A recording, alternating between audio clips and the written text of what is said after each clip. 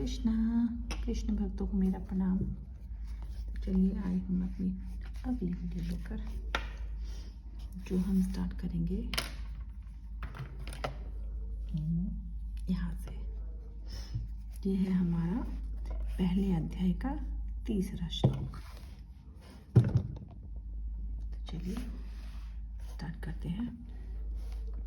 हे आचार्य, पांडव पुत्रों की विशाल सेना को देखें, जिसे आपके बुद्धिमान शिष्य द्रुपद के पुत्र ने इतने कौशल से व्यवस्थित किया है।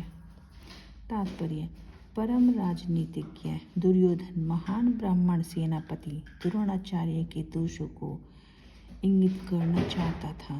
अर्जुन की पत्नी द्रौपदी के पिता राजा द्रुपद के साथ द्रोणाचार्य का युद्ध राजनीतिक झगड़ा था। इस झगड़े के फलस्वरूप द्रुपद ने एक महान यज्ञ संपन्न किया, जिससे उसे एक ऐसा पुत्र प्राप्त होने का वरदान मिला जो द्रोणाचार्य का वध कर सके। द्रोणाचार्य इसे भली भांति जानता था, किंतु जब द्रुपद का पुत्र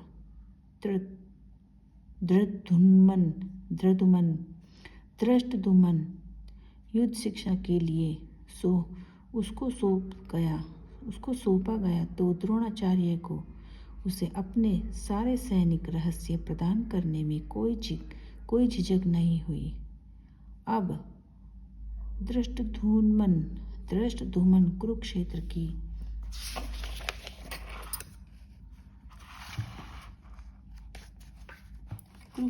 की युद्ध भूमि में पांडवों का पक्ष ले रहा था और उसने द्रोणाचार्य से जो कला सीखी थी, उसी के आधार पर वह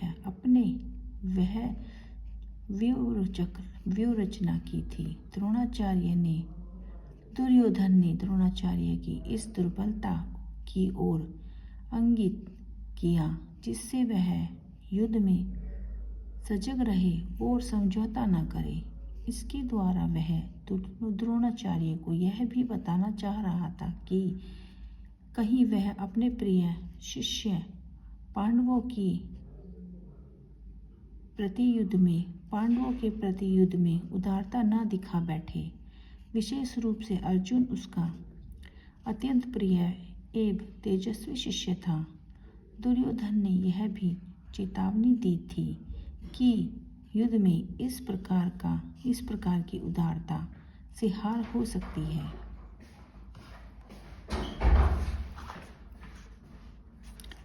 श्लोक नंबर 4। इस सेना में भीम तथा अर्जुन के समान युद्ध करने वाले अनेक वीर धनुर्धर हैं, यथा महारथी युवधान, विराट तथा द्रुपद।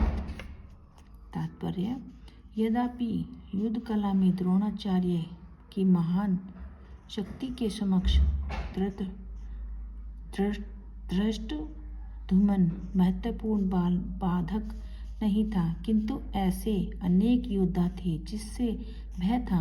दुर्योधन इन्हें विजय पथ में अत्यंत बाधक बताता है, क्योंकि इसमें से प्रत्येक योद्धा भीम तथा अर्जुन के समान दुर्बेज्य तथा उससे भीम तथा अर्जुन के बल का ज्ञान न था, इसलिए वह अन्यों की तुलना इन दोनों से करता है। श्लोक नंबर 4। इनके साथ ही धृष्टकेतु, चिकितान, काशिकराज, पुरुजित, कुंतीभोज तथा शैब्य जैसे महान शक्तिशाली योद्धा भी हैं।